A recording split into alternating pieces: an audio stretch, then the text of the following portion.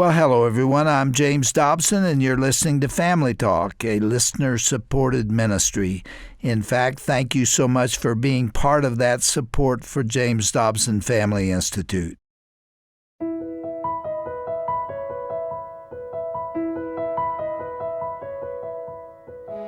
One of the toughest jobs a man faces in marriage is understanding the mind of his wife. Popular culture claims that the concept is impossible and that all relationships are wrought with miscommunication and misunderstandings. But is it plausible for husbands to know and to better meet their wives' needs and desires? Well, the answer is yes. And through today's broadcast, we're going to unpack a few truths about what men should know about women. Our basis for this discussion is Dr. Dobson's classic conversation with best-selling authors Jeff and Shaunti Feldhahn. This husband and wife duo are experts in marital communication through their writing and also their diligent research. Shaunti's book, For Women Only, was a study of what wives must know about their husbands. Well, today we're going to focus on the flip side of that dynamic relationship through the book, For Men Only. There's a lot of meaningful content to address, so let's get started. Here now is Dr. James Dobson to introduce our guests on this edition of Family Talk. Shaunti Feldhahn has a B.S. in Government and Economics from the College of William and Mary and an M.A. in Public Policy from Harvard University. And before she began writing, she was an analyst of Wall Street and had held numerous public policy positions. She's a mother of two. And Shaunti, it's good to see you again. It's great to be back. Jeff, good to have you here. Jeff has a Juris Doctorate from Harvard Law School and has worked as an attorney in New York and Atlanta. He was a founding partner of SBS Legal Services, a virtual law firm, and he is the former founder and president of World 2.1, a tech company. And now he's a speaker and an author, and we're delighted to have you with us. Great to be here. You played a role in writing this second book. You didn't did. The first one, right? That's correct, other than being the subject matter. How was it that you got pulled into this one? You know, it was one of those things that it needed to be written in a man's voice, in an average guy's voice, and I'm just an average guy. Well, there's a lot of good information in this book. And Shaunti, so good to have you back. Great to be here. Your first book took you on quite a ride, didn't it? Yes, it did. Sort of a rocket ship. I felt like I just had to strap in and hang on. It's been fabulous. Did you ever believe that that book would take off like that? Are you kidding? It's been fun. And the reason it did is because you touched a nerve. I did. You taught women how men think. Stuff they didn't know. Yeah. And they really didn't know. Isn't it amazing? We live together. We're husbands and wives, most of us, and yet we really don't understand our spouses. I'd been married for almost 10 years when I started doing the research, and there were so many things I realized were absolutely foundational that I did not get about my husband. And I realized, whoa, most of us women don't know this about our men. All right. Now, what we're going to talk about this time is not how a man thinks, but how a woman thinks. And Jeff, that's where you come in. It is. In writing the sequel, the other half to Shaunti's first book. Why did you agree to do that? You know, that's a good question, and I haven't really got an answer or had an answer over the time, but I'm glad I did it. You know, it's one of those things that when they asked me to write along with Shaunti, I had two real reservations. One was, I don't know if any guy will ever read it, for one thing. Even if the content is great. It's a relationship book. Guys don't read these sorts of things. And then the second is, I really think that most women can't be understood. I mean, it's kind of, I said to her, I think they're really kind of random. And I went, excuse me? Those were my in reservations. Fact, one of you wrote in the new book, which I have here, For Men Only, a straightforward guide to the inner lives of women. You wrote that a woman is like a swamp. That would be me, and probably not a great choice of got analogies. And it was more of along the lines of Shaunti said, no, women aren't random. We're firm terrain that can be mapped. And I said, if you ask most guys, we'll probably say not firm terrain, more like a swamp. And every guy knows when they venture into a swamp, sooner or later, you're going to step into quicksand. And once that happens, the best thing to do is not to struggle. All right, you now- Shut down. Yeah. Well, when Shanti was here before, she made the point that many women are clueless about what the man is thinking and how he thinks. You're saying the same thing is true about men, that they are pretty clueless about women. I think overriding, men love their wives. They really do. But they really don't know how to communicate it in a way that is effective with their wives because they just don't think that they can understand them. They feel perplexed by them. So you believe there are some straightforward principles and conditions that men could understand if they just took the time to do it. Yeah, and part of it is they haven't ever had that tool, I don't think. Many men have not ever been approached with this, you have this assumption, and I hate to tell you, buddy, but it's wrong. Your wife can be understood, and here's the principles. And here's a couple of simple things that you can do that can change everything. And that's the important thing right there, that it is really simple. It's not splitting the atom. It isn't. Which is what you thought It's what I thought. Well, where did you get your information, Jeff? I mean, obviously, a lot of it came from Shaunti, but where else did you find it? We approached it the exact same way that she approached the For Women Only book, and that was we conducted focus groups to find out what were the questions. And I was basically in all of those focus groups with all of these women. I was the surprise meter. I was, as I refer to myself, I was the embedded male. And like I the was embedded just there to journalist. figure it out. And Were they all women? they were all women. Yeah. And what we did was we took those questions, those surprises, and then we, tested them. We did a big national survey, just like we did in For Women Only. All right. A scientific survey to help prove to the guys that this truly is common to all women. Your wife is not just weird. This is very common. But she is very different from him. Right? very different. And it's odd. We as guys would not expect our wife to bench press the same amount of weight that we can bench press at the gym. Yet somehow when it comes to emotional things, I just assumed that she was processing things the same way that I do it. And she doesn't. All right, go to the heart of it. What's the first thing you learned? I think the most critical issue is that in almost every woman that was surveyed, there is this underlying insecurity about whether or not their husband really loves them or will continue loving them. For a guy, that's a foreign concept to me. When we got married, I knew that Shaunti loved me, and it doesn't arise in my mind anymore. Even To when question it. when we have a conflict, I don't think that she's stopped loving me. But that's not necessarily the case with women. It's so interesting. And this is one of these cases where when we started comparing notes with other women, what I heard a lot from some of my girlfriends was, I thought this was just me. And instead, the survey said this is 80% of women. They could be secure in their relationship. They can have a great relationship. But underlying that, there is this latent insecurity that asks the question, does he really love me? And when that insecurity is triggered, when you two have an argument and it rises up, that insecurity rises up and it becomes this kind of gut twisting, are we okay? And that to a guy is so foreign. Like, why would we have a problem just because we had an argument? But we went off to work. Yeah, you go off to work, you shut it off, and you go about your day. For the woman, she can't. It's there sort of really bothering her. And what she needs, what we sort of tell the guys, because they're all about just tell me what to do about it, What we tell the guys is all that she needs is to be reassured. That is all that she's looking for, to give her the peace that, honey, I'm mad, yes, but we're okay. And that will allow a woman just to sort of settle and say, okay, we can have the space here.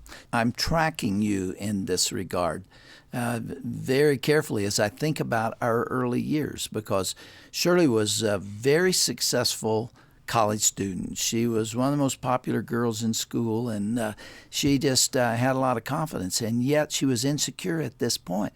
We had gone together for 3 years. She knew I loved her. There was no question about that.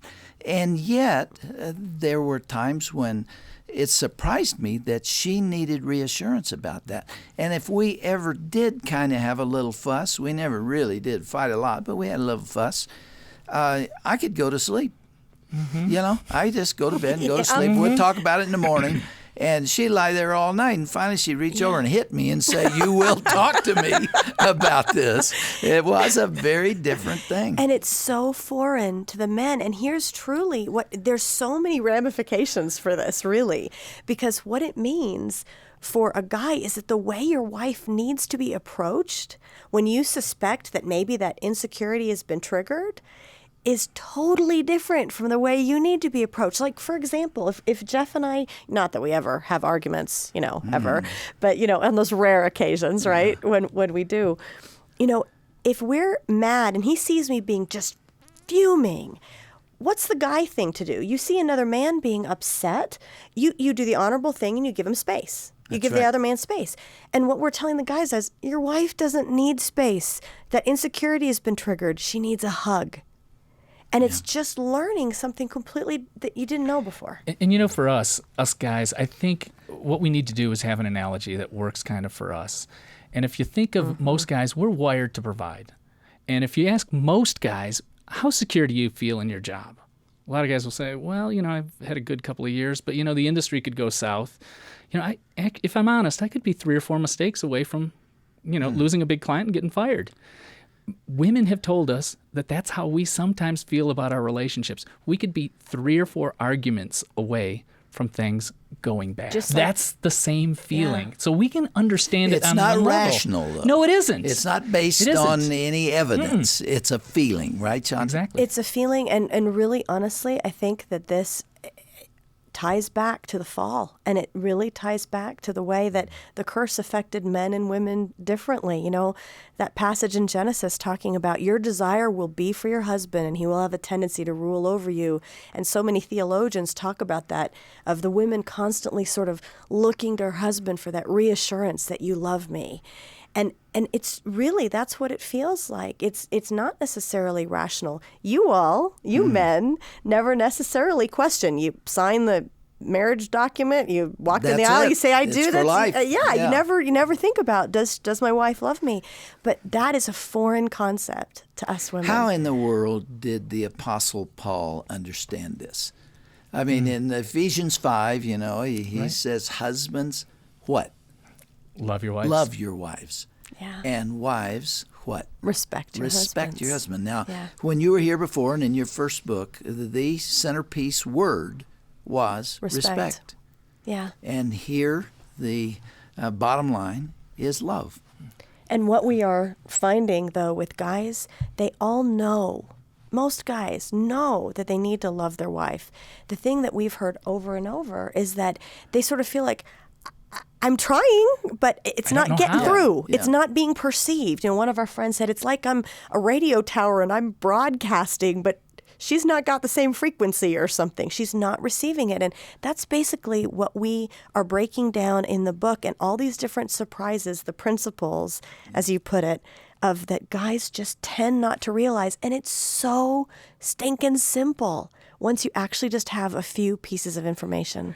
Yeah, on that reassurance point, guys, you have to come back. After you've had that argument, you say, I just need some space. You do have to come back and resolve those things. But for the most part, it's a lot of the little things. It's not the Herculean tasks that we guys think. And we can sometimes paralyze ourselves into thinking, I can't show her how much I love her. I can't plan that romantic getaway every weekend, and it's paralyzing.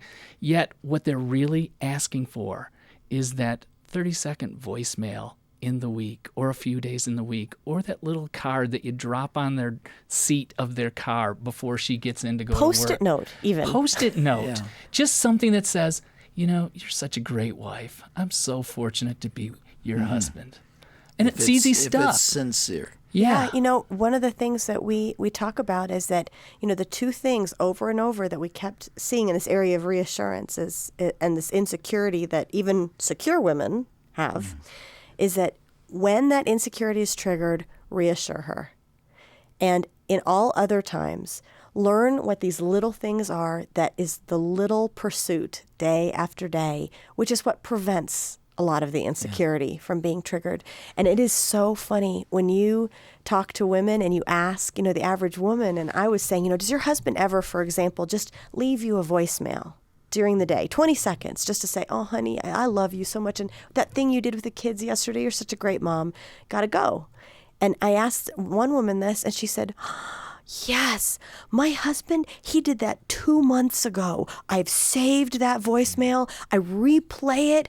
Oh, that just made me feel so good. And Jeff and I realized, if the husband heard his wife say that, he'd probably be shocked that it had this big impact. It would Little thing, not big occur impact. to him that would be that important to her. That is kind of a bottom line explanation for what you're trying to say there, but it's not the whole story. Not by any where do we means. go from there? We have, there's another issue that this one leads into. There's a whole nother principle that is a big surprise to guys because of the way and the differences in how men and women are wired and how we process thoughts and emotions, all right? Yeah. And this is a silly example, but I think every guy has seen this at work. And it is for example, we say guys are sort of like a computer desktop with one window open at a time. That's kind of how you process your thoughts and your feelings. You got one window open, you'll work on the whatever it is, you click the X, you close it, you're done. You move on to the next thing. Mm-hmm. We women, we're like a computer with 10 windows open all at once, and we're thinking about all these different things and jumping back and forth between them. We've got a lot going on in our brain at any one time. And here's where we might... And a lot of it is feeling content. Absolutely. Yes. It is not situational. It is just how they feel about it. Absolutely. And to complicate matters, their computer desktop, and you might get letters on this one, but it's almost as if it's been infected with some sort of spyware. And that advertisement that pops up, you don't want it to pop up, and you click the X, but it keeps popping back up. Over and over again. They experience that. That is basically one of the things we tell guys is that, when your wife is being bothered by something, if there's something that has invaded her thoughts, what is the classic guy response? Just don't think about it, honey. Just don't let it bother you. And when we tested on the survey, what the vast majority of women said is, I have no idea what you're talking about. Just don't let it bother you, because we're clicking the X and it's not going anywhere. We can't just not think about things. We have to take some action to resolve them. And they do not want to be told that this is not all that significant. No. At this point. And that, a week or two from now, you won't even remember it. And you're overplaying it, or it may be the wrong time of the month, or any other. Oh, yes. You get into deep water right there, don't you? Real deep. Yeah.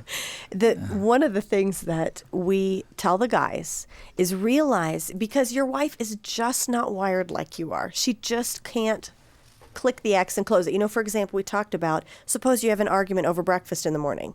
You can go off to work, click the X, and work on your day, and it's not bothering you. You sort of figure you'll deal with it later at some appropriate time. For your wife, it's popping back up and invading your consciousness throughout the day, and it's that stirring in the gut painful.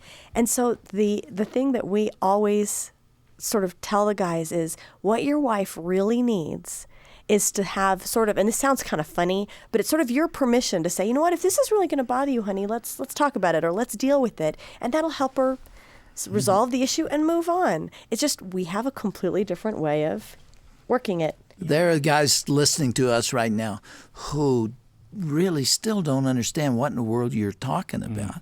I mean, Jeff, did you get it? Right? Oh, no.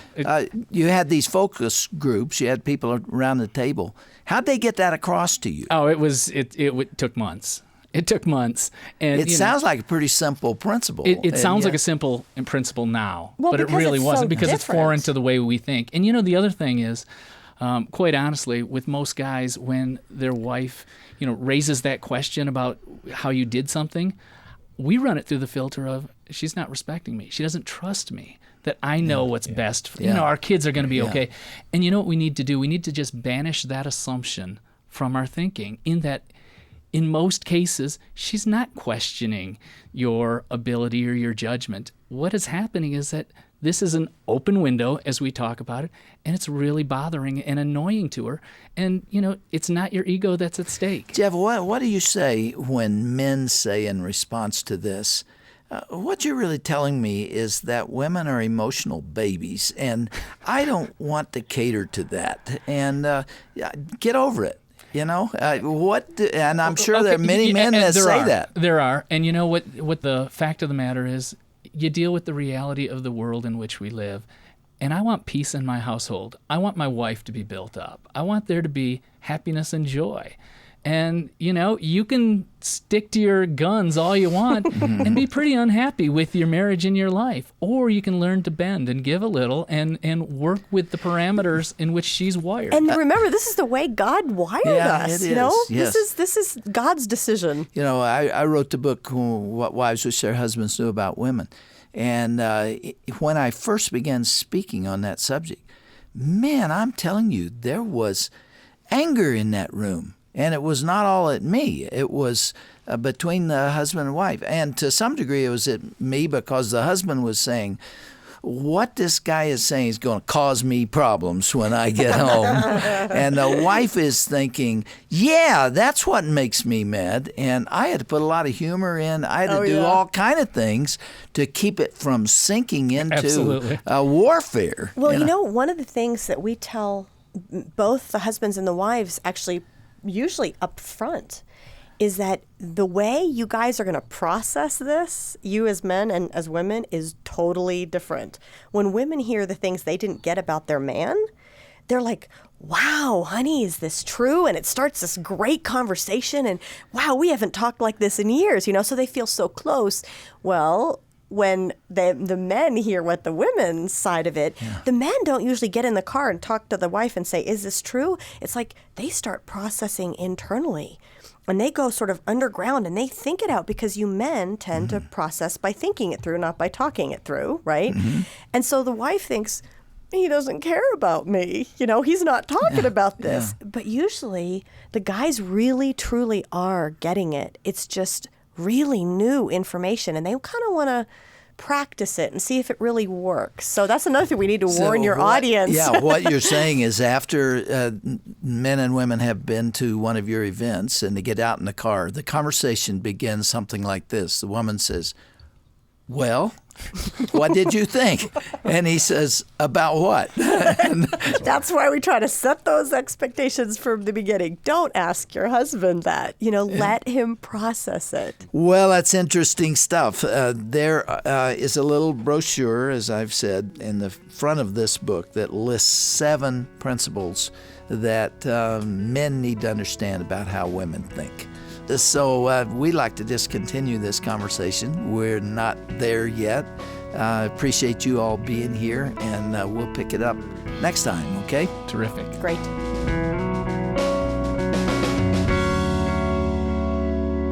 An enlightening conversation about the importance of husbands and wives understanding one another. You've been listening to Dr. James Dobson's classic interview with Shaunti and Jeff Feldhahn here on Family Talk. Our desire is that you will apply the principles that we covered on today's program and apply them to your relationship with your spouse as well. Learn more about the Feldhahns' insightful books and ministry by visiting our broadcast page at drjamesdobson.org. That's drjamesdobson.org, and then tap onto the Broadcast tab at the top of the page. Now, as we've heard today, men and women are uniquely created and therefore communicate, process, and react differently. Couples must recognize and celebrate those differences in each other to build a lasting marriage. To encourage and support your relationship, we have a special CD resource for you. It's titled, What Husbands Need to Know About Their Wives, and What Wives Need to Know About Their Husbands.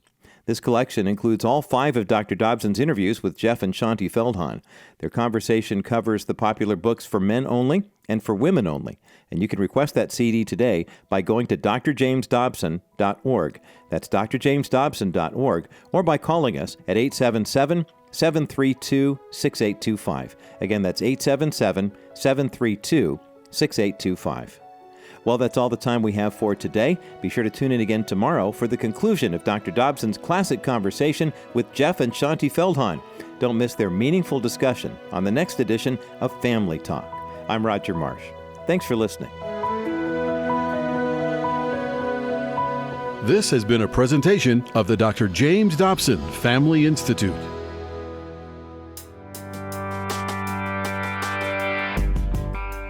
This is Dr. Tim Clinton, Executive Director of the James Dobson Family Institute. Thanks for listening today. We hope you found this program helpful and encouraging. Please remember that our ministry is here to serve you and your family. For more information about our programs and resources, or to learn how you can support us, go to drjamesdobson.org. That's drjamesdobson.org, or call us toll-free, 877-732-6825. I pray that God will bless you in 2020. We're so grateful for your partnership. We ask you to stand with us and to continue to defend the Christian values in an ever-changing culture. Thanks again for joining us. We hope you'll join us again on the next edition of Dr. James Dobson's Family Talk. Hello, everyone. Roger Marsh here for Dr. James Dobson's Family Talk. The news comes in all shapes, sizes, and formats these days, but how do you cut through all the noise and get to the heart of the matters that affect your family? Well, come to Dr. James Dobson's Family Talk and sign up for Dr. Dobson's monthly newsletter. You'll find clarity on tough issues, encouragement for daily life, and trusted principles to help you build strong, healthy, and connected families. Go to drjamesdobson.org and sign up today. That's drjamesdobson.org.